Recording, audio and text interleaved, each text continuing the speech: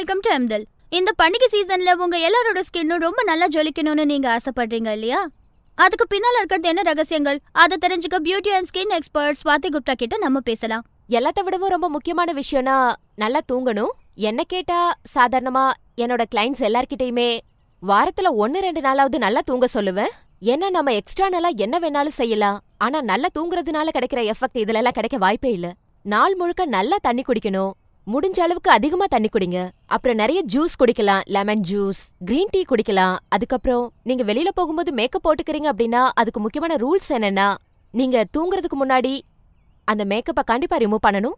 நீங்க ரொம்ப டயர்டா இருக்கலாம், ரொம்ப பசியா இருக்கலாம், என்ன ரீசனா இருந்தாலும் சரி மேக்கப்பை ரிமூவ் பண்ணாம போய் தூங்க கூடாது. தூங்குறதுக்கு முன்னாடி கண்டிப்பா மேக்கப்பை ரிமூவ் பண்ணியே ஆகணும். ஏன் அப்படி சொல்றீங்க?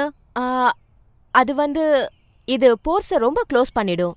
அதனால ஏதாவது சென்சிட்டிவான ஆக்னி இருந்ததுன்னா அது உடனே வெளியில வந்துரும்.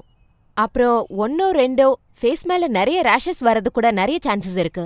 ஒரு சில நேரங்கள்ல அது வெளியில வரதுக்கே 1-2 நாட்கள் எடுக்க வாய்ப்பு இருக்கு. அதனால எப்பவுமே நீங்க ரொம்ப ஹெவியா மேக்கப் போட்டுட்டு தூங்கக்கூடாது.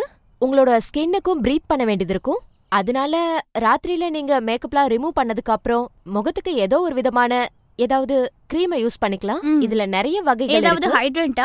ஆமா, ஏன்னா ஒவ்வொரு வகையான ஸ்கின்னுக்கும் ஒவ்வொரு வகையான ஹைட்ரண்ட் செட் ஆகும். அதனால உங்க ஸ்கின் ரொம்ப ட்ரையா இருக்கு, இல்லனா நீங்க கொஞ்சம் ஏஜான பர்சன் சொன்னா அப்போ நீங்க ஏதாவது ஆன்டி ஏஜிங் இல்லனா ஏதாவது ஹெவி நரிஷிங் கிரீமா போட்டுக்கணும். ஒருவேளை நீங்க யங்னு சொன்னா அப்போ அந்த ஹைட்ரேட்டிங் எஃபெக்டா கொஞ்சம் வாஷ் பண்றதுக்காக ஏதாவது மில்க் கிரீம் கூட போட்டுக்கிட்டீங்கன்னா அது கூட நல்லா இருக்கும். கண்டிப்பா இதெல்லாம் பண்ணணும்.